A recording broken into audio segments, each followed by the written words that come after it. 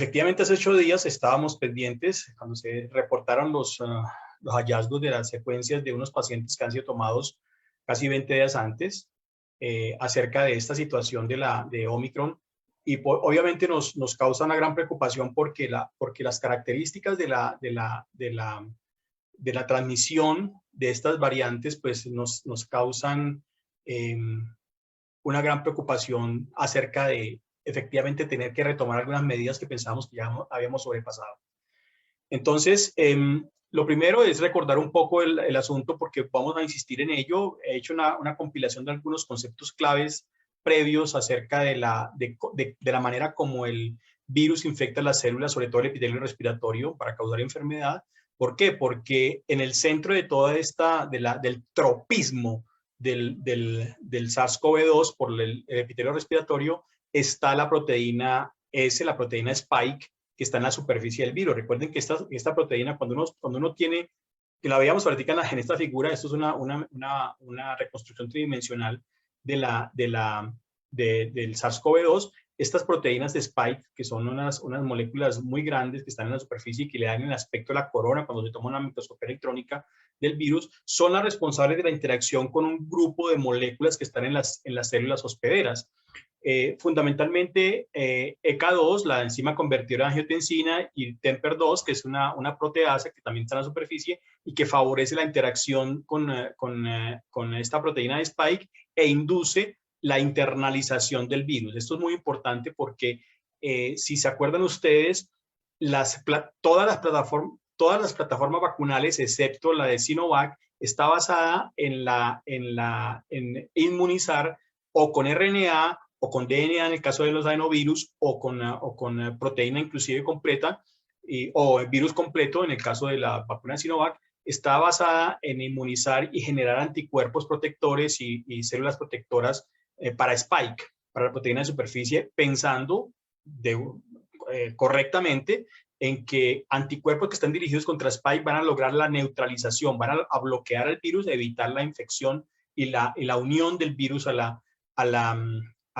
célula hospedera. Después de que el virus entra, comienza el proceso de transcripción primero, traducción de algunas proteínas, las proteínas encargadas de hacer la replicación del RNA viral, y luego la formación de los mensajeros para generar después en los ribosomas asociados fundamentalmente al retículo endoplasmático rugoso las proteínas necesarias para encapsular nuevos virus. Y entonces esto ocurre de manera masiva en todas las células que están siendo infectadas. El virus tiene una altísima capacidad de generar copias de sí mismo, también con una consideración adicional, y es el hecho de que como la mayor parte de los virus de RNA, vamos a ver en detalle ahora este aspecto, porque quisiera ahondar un poco sobre el asunto de por qué aparecen las variantes y por qué eso es importante, sí o no. Y me refiero específicamente entonces, acá en esta imagen, lo que quiero mostrar es que esta proteína de Spike tiene una región que se llama el RBD, que es el Receptor Binding Domain, Receptor Binding Domain, que es el fragmento, la región de la proteína de Spike que interactúa de manera altamente específica con el receptor ECA2. ¿Por qué es tan importante esto? Como les decía, porque la mayor parte de las plataformas vacunales están basadas en sintetizar esta región en específico, pero también algunos aminoácidos alrededor de ello o aminoácidos de la proteína de Spike para generar anticuerpos y células T protectoras para la infección posteriormente. Entonces, las características y cualquier modificación en la estructura proteica de Spike, que está obviamente dirigida por mutaciones en el RNA, cualquier modificación en esa secuencia de aminoácidos puede tener un impacto grande en dos cosas fundamentalmente, para hablar específicamente de lo que nos interesa en el día de hoy con la variante de Omicron, y es esos cambios podrían favorecer o aumentar la afinidad del virus a través de su RBD por el receptor, sí o no. Y la segunda es si los anticuerpos que se generan durante la vacunación o durante la infección para estos aminoácidos que son importantes en la proteína de Spike, que se generan en las personas que han tenido COVID o las personas que han sido inmunizadas, si esos anticuerpos son capaces de bloquear las nuevas variantes. Y esa es la segunda preocupación. Entonces, si hay una ganancia de mayor afinidad, por lo tanto, mayor transmisibilidad, o si los cambios mutacionales y las mutaciones que terminan apareciendo como cambios en los aminoácidos de las proteínas, terminan también entonces generando una proteína un poco diferente que no es capaz o no se deja reconocer, más bien no se deja reconocer por los anticuerpos de aquellos pacientes que tuvieron COVID o de los pacientes que han sido vacunados. De ahí el interés y la importancia de tener claro el papel que juega Spike dentro de todo el proceso de la patogénesis del virus. Hay un concepto adicional sobre las variantes en general. Para los virólogos, el asunto de las variantes y la evolución genética de los virus es un asunto de todos los días, de rutina. Sabemos que los virus evolucionan muy bien, sobre todo los virus de RNA. En tanto, la mayor parte de los virus de RNA necesitan de una proteína específica que es codificada por el genoma viral, que son las RNA polimerasas dependientes de RNA. Esas proteínas en general tienen una baja fidelidad, es decir, cometen errores cuando están haciendo el proceso de copia del RNA viral hacia los mensajeros o replicando su RNA. Y eso es característico de todos los virus, pero en particular es mucho más frecuente el virus de RNA. Pero en este caso tenemos una situación importante. Si nos preocupa las mutaciones en los virus de RNA, en el caso de los coronavirus tienen una situación muy interesante que no es frecuente que aparezca en otros virus, y es que contienen un conjunto de proteínas que se llama la exonucleasa, que es capaz de identificar algunos nucleótidos que han sido mal incorporados para eliminarlos y volverlos a corregir. Es decir, cumple de alguna manera con ese concepto que conocemos para las células eucariotas o para las bacterias, que es corrección de prueba, en la medida en que son capaces de eliminar nucleótidos mal incorporados. Por eso la tasa de evolución genética de los coronavirus en general se considera que es más baja que para otros virus de RNA. Y en esta imagen lo que vemos es efectivamente eso, es decir, el rey de las mutaciones es el virus de hepatitis C, que tiene es muy proclive a generar mutaciones, inclusive mutaciones que generan después cambios fenotípicos en las proteínas y que al final terminan inclusive afectando resistencia a antivirales o a mayor patogenicidad. Es decir, este fenómeno lo conocemos muy bien desde hace mucho tiempo. Y el otro virus que conocemos muy bien es el virus de influenza A o el virus de SIDA, el HIV, que tienen también altas tasas de mutación. Pero miren proporcionalmente cómo son las tasas de mutación de los coronavirus. Son muy bajas con respecto a estos que ya conocemos, pero en el caso de SARS-CoV-2, más todavía. Es decir, las tasas, la frecuencia de mutaciones genéticas del SARS-CoV-2 es muy, muy baja. Y sin embargo, genera un alto número de mutaciones, pero sobre todo no porque las genere y sean novedosas, sino porque las estamos viviendo literalmente en vivo y en directo. En vivo y en directo. Una secuencia que apareció, que fue detectada hace 8 días en Sudáfrica, en Johannesburgo, a las 2 o 3 horas se conoció en todos los noticieros del mundo y tuvo un impacto social y económico gigantesco. Es decir, de eso se trata. Es decir, estamos también en un panorama completamente diferente acerca de la investigación genética y el impacto que puede tener esto. Esto tiene cosas muy buenas y también tiene unos impactos negativos que hay que controlar de manera eficiente. Esta es una imagen en la que quiero mostrarles el panorama completo del RNA genómico del SARS-CoV-2, en el cual pues, es el RNA que tiene el RNA más grande de los virus de RNA, tiene aproximadamente 30.000 nucleótidos, codifica para muchas proteínas, aproximadamente 28, 30 proteínas diferentes. Entre ellas, aquí tenemos importantísimo el gen que codifica para Spike y que en particular tiene su dominio de RBD, que es capaz de interactuar con la proteína de K2 para iniciar el proceso de infección. ¿Por qué lo traigo a colación? Porque vamos dentro del proceso de descripción virológica de Omicron, vamos a poder determinar dónde están aquellos cambios que nos causan tanta preocupación. Esto es una imagen de alguna manera que ha sido, esta es una edición que se le puso hace 2 o 3 días a esta gráfica, porque esta gráfica va hasta aquí originalmente, y es que en la que se ha evaluado efectivamente cuáles son las tasas reproductivas calculadas para los virus originalmente.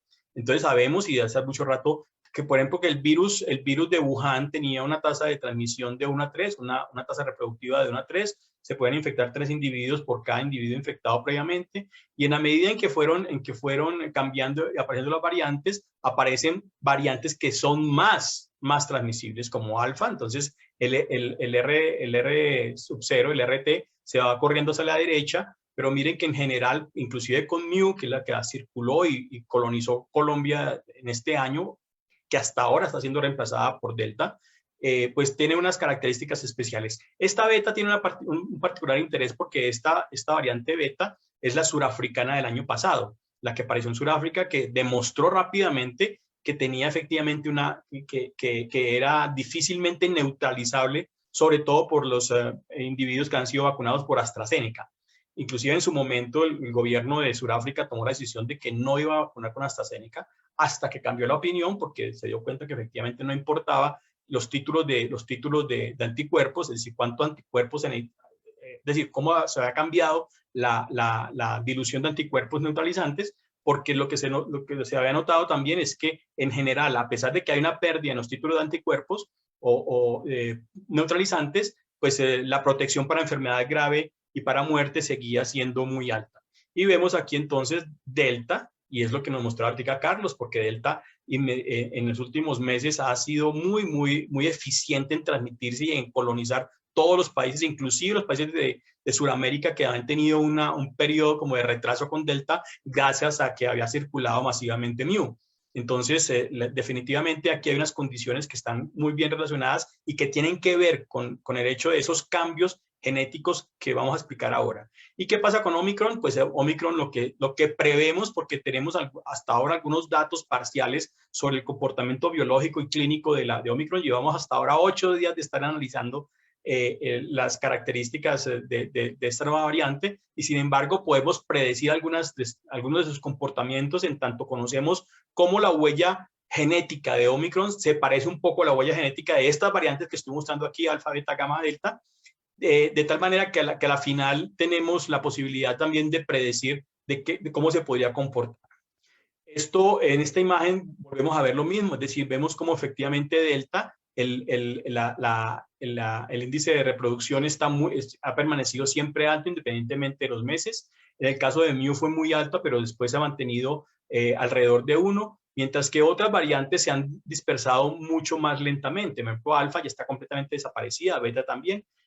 Gamma, que originalmente apareció en Brasil, pues tuvo unos momentos de altísima transmisión, pero en la medida en que hubo una inmunidad sobre todo en Latinoamérica, en Sudamérica, con gamma, pues se comenzó a disminuir las tasas reproductivas muy evidentemente. Entonces, ¿qué nos concierne con la variante Omicron? Primero, esta imagen es una imagen que tomé de una página que no tiene claramente, no me acuerdo exactamente cuál es el autor de esta imagen, pero muestra todos los cambios que tiene. Esta es la estructura, o lo que se ve aquí es una imagen, un esquema de Spike, y dónde está, recuerden que Spike está conformado por 3 monómeros de la proteína, muy fuertemente ensamblados, trenzados entre ellos, pero lo que nos muestra aquí es y lo que generó la preocupación y lo que literalmente causó el rompimiento de la evolución de las bolsas de valores en el mundo fue el hecho de que muchas de estas mutaciones eran nuevas y la mayor parte de ellas estaban en Spike. Eso suena muy interesante, como un fenómeno de un cambio genético es capaz de afectar la bolsa de Nueva York. Es un fenómeno que anteriormente en cuestión de horas no lo habíamos visto. Entonces, esta imagen también ha recorrido el mundo porque nos muestra aquellas mutaciones. Esta es la variante Omicron, que pues dependiendo del sistema en el que se haga la nomenclatura, se llama 21K Omicron o B1.1.529, dependiendo de cuál sea el sistema que se utilice para la nomenclatura, pero pues se trata de lo mismo. En últimas, lo que estamos viendo aquí es de qué manera las mutaciones son tantas y tan diferentes que generaron una separación claramente. Este es en el gen de Spike, donde se han acumulado la mayor parte de las mutaciones con respecto a Delta y a otras, Delta que es lo verde que vemos acá, que es la mayor parte del virus que está circulando en este momento en todo el mundo. Entonces vemos efectivamente que se separan y que hay grandes diferencias desde el punto de vista de la información. E inclusive, como nos reporta también el grupo de investigadores de Sudáfrica, pues ha comenzado efectivamente beta, que fue mayoritaria en Sudáfrica, no fue capaz de colonizar el resto del mundo. Delta, que sí lo hizo, es decir, al contrario, llegó por otras rutas desde otros lugares del mundo, de Europa, Estados Unidos, hasta Sudáfrica, y como vemos aquí en este caso, Omicron, que ha comenzado a ser mayoritario y la mayor parte de las secuencias de los virus que están siendo secuenciados en este momento en Sudáfrica. En esta imagen hay una cosa muy interesante. Esto no tiene que ver con Omicron, sino tiene que ver con un estudio que está como preprint todavía, pero que es muy poderoso.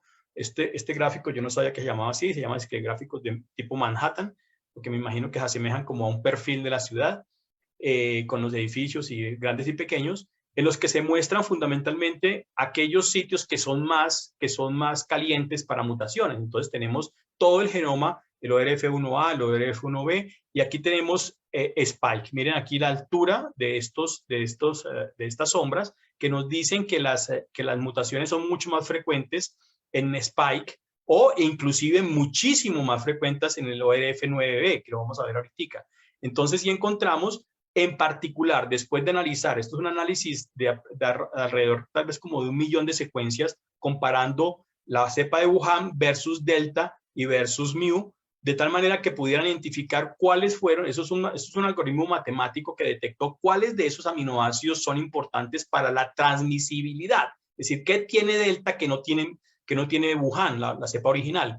Y entonces se pueden identificar un grupo de mutaciones y cambios en los aminoácidos que se relacionan fuertemente. Aquí lo que vemos son los cambios en el RT, y esto pues un aumento de 0.2 logaritmo significa que es 1, 1.1, 1.05, 1.07, es decir, una unidad completa en el RT. Ustedes saben que pasar de un RT de 1 a 2 es una cosa que es muy complicada, o de 2 a 3. Eso significan grandes dinámicas de transmisión. Entonces, de esta manera lo que quiero mostrarles es que tenemos identificado, porque el mensaje que quiero dejar un poco con esto es que se han identificado desde el punto de vista tanto molecular, bioinformático, como experimental y empírico, se han podido detectar qué aminoácidos y qué cambios en las secuencias de la genética de los virus que conducen a ciertos cambios de aminoácidos se correlacionan con diferentes fenómenos que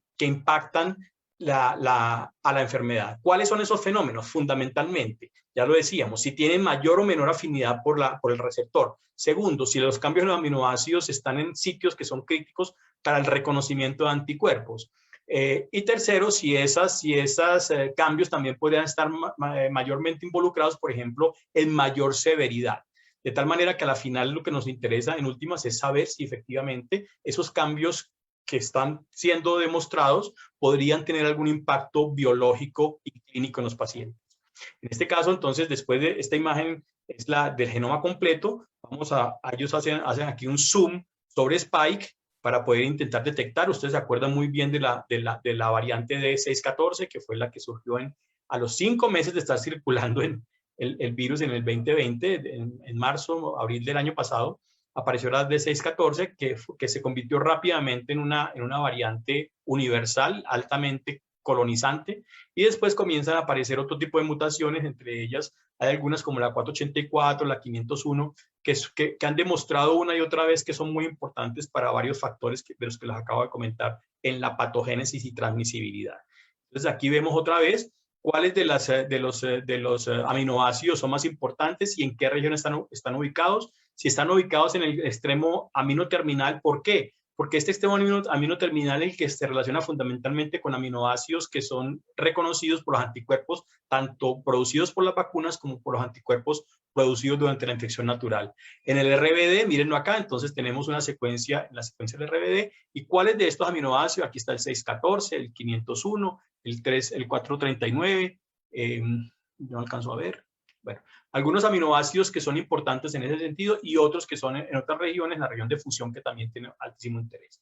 Entonces ellos en este trabajo lo que encuentran es cómo aumenta, miren acá, cómo aumenta el RT en la transmisión dependiendo de los cambios o en spike, y esto llamo la atención sobre esto, la posición 501, la 681, la 614, o en otros genes diferentes a spike, a los genes estructurales. ORF1 y los ORFs codifican normalmente para proteínas que son no estructurales, que participan en replicación, pero que el virus no se lleva consigo, pero que son muy importantes para el proceso de replicación y eficiencia de la infección en las células infectadas.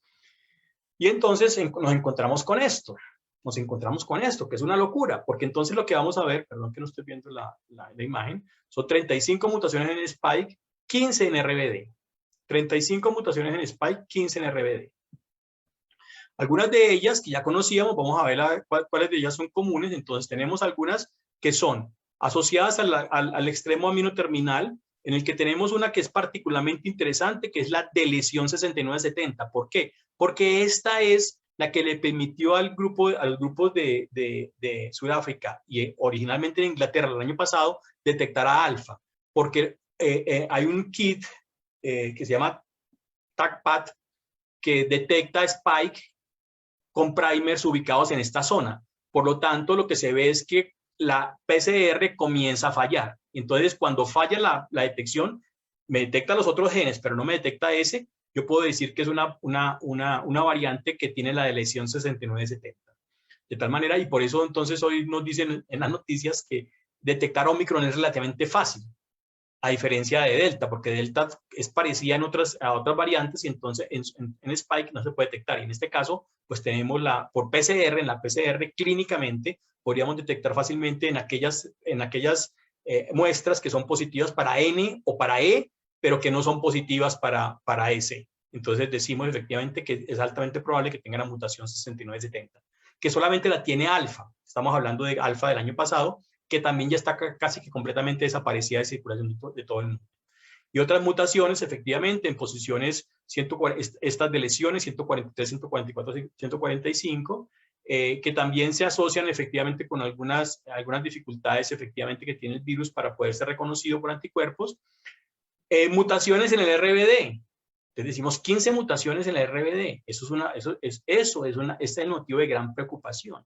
Porque RBD ya decíamos que es la región mayoritaria de las vacunas, que está codificada por las vacunas, pero también que contiene algunas de las mutaciones que son súper importantes. La 501, que ya sabemos efectivamente que le aumenta la afinidad por el receptor. La 484, aunque esta no es la clásica EK, sino EA, para el caso de Omicron. La 477, que sí es nueva, pero ha sido demostrada en otras variantes. Esta no ha sido demostrada en otras variantes, en variantes de preocupación, sino en variantes de interés. Y la 417. Entonces tenemos un grupo de mutaciones que son comunes, como vamos a ver ahora, con otras de las variantes. Y esto lo que se ha demostrado es que estas, la 484, la 501, la 437, sí se ha reportado que tienen una mayor afinidad, generan una mayor afinidad por el K2. O sea que podemos presumir, porque todavía no ha sido reportado, es decir, es posible que en cuestión de un par de días o 5 días tengamos el dato experimental de que este RBD mutado de Omicron tiene mayor afinidad por EK2, porque ya hay varios sistemas experimentales que permiten detectarlo literalmente rápidamente.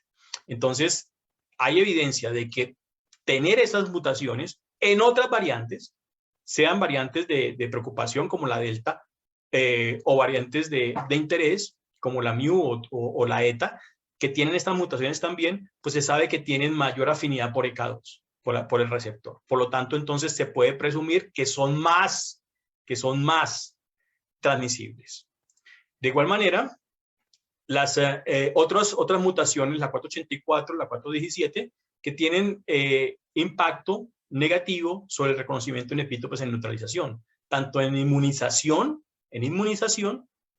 por vacunas como en inmunización natural por personas infectadas.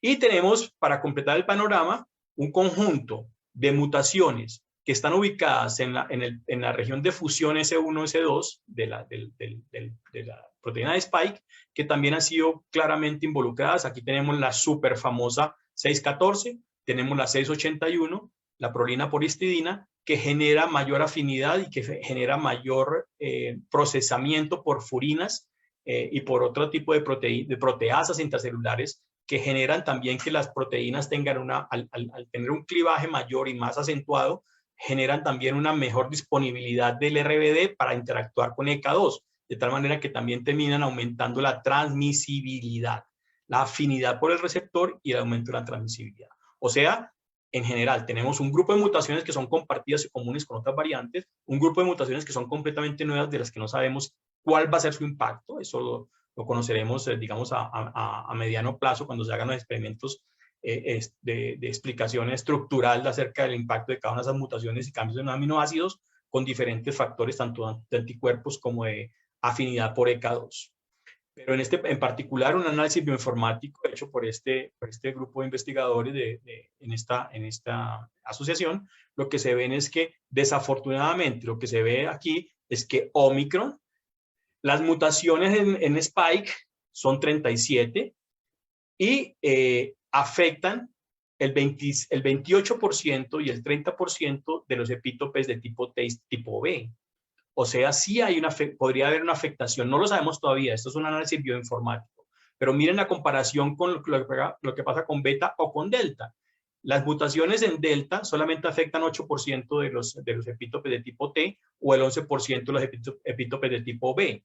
O sea, mientras que aquí estamos hablando del 30% de afectación. Es decir, los cambios le pegan directamente a aquellos epítopes que son fuertemente reconocidos por células T para respuesta de citotoxicidad, o sea, epítopes de tipo B, que son importantes para la generación de anticuerpos. O sea, realmente esto es otra de las características de lo que yo he llamado un virus con mala cara. Y adicionalmente, la acumulación de mutaciones en otros genes. Es decir, tenemos una gran cantidad de mutaciones, 26 mutaciones en otros genes, en ORF1A, particularmente en esta otra vez, una de lesión, perdón que se me perdió el puntero, una de lesión, perdón, en estas secuencias, en la proteína no estructural C6, que tiene evidencia en otras variantes de que puede favorecer una evasión a la respuesta inmune innata. Es decir, que aquellos virus que tienen esta mutación son más difícilmente reconocidas por el sistema de proteasoma y por otras actividades relacionadas con la eliminación del virus a nivel intracelular. O sea, sí nos causa preocupación esto, que está ya descrito en otras variantes. Unas mutaciones nuevas que aparecen en el ORF1B y mutaciones ahora en los genes para la proteína de membrana y en ORF9. ¿Por qué esto es importante? Pues ya decíamos ahorita, muchas mutaciones en ORF9 pasan desapercibidas funcionalmente, pero la acumulación de tantas mutaciones podrían eventualmente generar también cambios funcionales que todavía no han sido correctamente descritos. A diferencia de lo que ha ocurrido con aquellas mutaciones que ocurren en la proteína N, en las cuales estas mutaciones en 203 y 204 son mutaciones que han sido descritas anteriormente en otras variantes y que están relacionadas con una mejor calidad de la producción de RNA subgenómicos primero y segundo, un incremento en las cargas virales en los pacientes que tienen virus que poseen estas mutaciones en la nucleoproteína. Es decir, esta proteína, la nucleoproteína, que es una proteína estructural, también tiene un papel importante en la replicación y efectivamente en la formación de aquellos RNA subgenómicos que son importantísimos para la formación correcta de las proteínas y la expresión correcta de las proteínas. Esta imagen es tomada de esta página, tienen que visitarla, se llama Covariance, que toma todos los datos de GISAID y los pone en concreto y visiblemente como vemos aquí. Vemos aquí he seleccionado pues cómo está Omicron, cuáles son las mutaciones que están compartidas, que son comunes a todos. Entonces, por ejemplo, la 614 está en alfa, está en beta, está en gamma, está en delta, está obviamente en Omicron y está en mu. Mu está aquí. Entonces, miren ustedes que en este caso todas las variantes actuales son derivadas de este original de abril del año pasado. También tenemos la 484, que es muy famosa, pero que ya la hemos visto en capa, pero también está en gamma, también está en beta, también está en mu. Por eso mu nos preocupa tanto todavía. La de lesión 144, la N501, que es muy importante, ya lo hemos dicho, que fue de las primeras que se describió y la que genera definitivamente una mayor afinidad al EK2, que también está presente otra vez, miren aquí, en alfa, en beta, en gamma y en mu. Entonces, lo que quiero decir es que hay un conjunto de mutaciones que son importantes para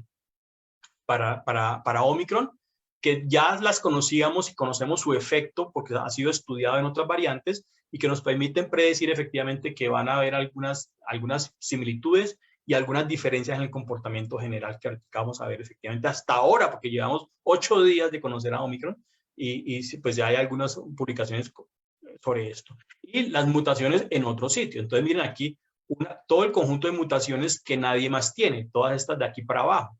Mientras que todas estas, alguna de estas variantes de interés o de preocupación, también las tenían. Entonces, definitivamente hay una situación de interés aquí alrededor de cuáles son esas mutaciones y cuál puede ser el impacto aproximado de esas mutaciones en el efecto final, ya sea de mayor afinidad al receptor, de un comportamiento de evasión inmune a anticuerpos generados durante la infección o durante la vacunación, o la posibilidad de que genere mayor virulencia. Aunque desde el punto de vista de la virología sabemos que los virus, la evolución natural de los virus no conduce a que haya una aparición de variantes más virulentas, más agresivas. No conduce a eso. Los virus tienden a evolucionar por evolución natural, tienden a evolucionar hacia formas menos agresivas, más transmisibles sí, menos agresivas. Y eso es lo que está haciendo. El Omicron es una confirmación de que SARS-CoV-2 está haciendo lo que saben hacer los virus, que es evolucionar hacia formas más transmisibles, menos virulentas, menos agresivas, porque pues sabemos que aquellos virus que son más agresivos, que causan, por ejemplo, enfermedad grave y muerte en los pacientes, pues son virus que terminan encontrándose en un callejón sin salida y no se transmiten porque inducen el fallecimiento de su hospedero. Entonces tenemos una gran cantidad de información bioinformática experimental previa de algunas variantes sobre las mutaciones, el impacto de las mutaciones. ¿Hay motivo de preocupación? Sí. ¿Sí hay motivo de preocupación? Sí. Porque es claro que hay algunas cosas que conocemos que pueden cambiar el comportamiento de la variante de acuerdo a los antecedentes que tenemos, pero pues por lo pronto no se prevén que haya mayores tasas de enfermedad grave, fallecimientos, aunque sí podría haber un mayor número, una mayor velocidad de transmisión de infecciones, como ha sucedido con Delta, y que es posible que efectivamente esto comience a reemplazar a Delta, como lo hemos visto hasta ahora que hizo Delta con otras variantes en todo el mundo. Hay una reducción de la capacidad de neutralización de las vacunas, pero esto lo tienen, el dato que tenemos es de las variantes previas, pero es claro que independientemente, y eso es un mensaje muy importante, independientemente de que ustedes escuchen y vean, que es que miren, que es que los títulos de anticuerpos se están perdiendo, hay una disminución en los títulos de neutralización en un paciente después de 3, 4, 5, 6, 8 meses o un año, y entonces esa es la debacle. No, porque esos pacientes, independientemente de que estén perdiendo capacidad neutralizante de sus anticuerpos, están en general protegidos para enfermedad grave y para muerte, y están fundamentalmente, esa protección está basada fundamentalmente en la actividad de inmunidad celular de linfocitos T, tanto en los infectados como en los vacunados. Entonces, ¿qué es importante? Nada, hay que vacunar a los individuos que no han completado los esquemas, hay que buscar a los que no se han vacunado porque no han podido, a los que no quieren vacunarse no hay que buscarlos, ellos dicen que no, pero a los que no se han vacunado porque no se les ha dado la oportunidad de vacunarse, hay que buscarlos y ponerle la vacuna y poner los refuerzos en los adultos mayores, porque también sabemos que en los adultos mayores la respuesta inmunológica es débil por la inmunosenescencia, y entonces necesitamos hacer refuerzos para garantizar mejor protección en esos individuos adultos mayores. Nuestros padres y abuelos hay que ponerles el refuerzo y llevarlos a que le pongan su refuerzo. Y adicionalmente, pues no tenemos nada más que hacer lo que sabemos hacer y que llevamos 2 años haciendo, que es usar el tapabocas permanentemente, el lavado de manos, distanciamiento físico, evitar las aglomeraciones, no hacer novenas, ni alboradas, Y en el caso de que haya reuniones, hacerlas en sitios muy bien ventilados. Una recomendación que siempre hacemos es, sobre todo en época de Navidad y de reuniones familiares, es que si usted va a ver a sus abuelos en estas épocas, por favor, cuarenténense 3 o 4 días antes para evitarnos, no esté de rumba todos los días y después a los 3 o 4 días ir a abrazar y a besar al abuelo o a la abuela para transmitir el virus que adquirió en una fiesta hace 4 o 5 días. Muchas gracias.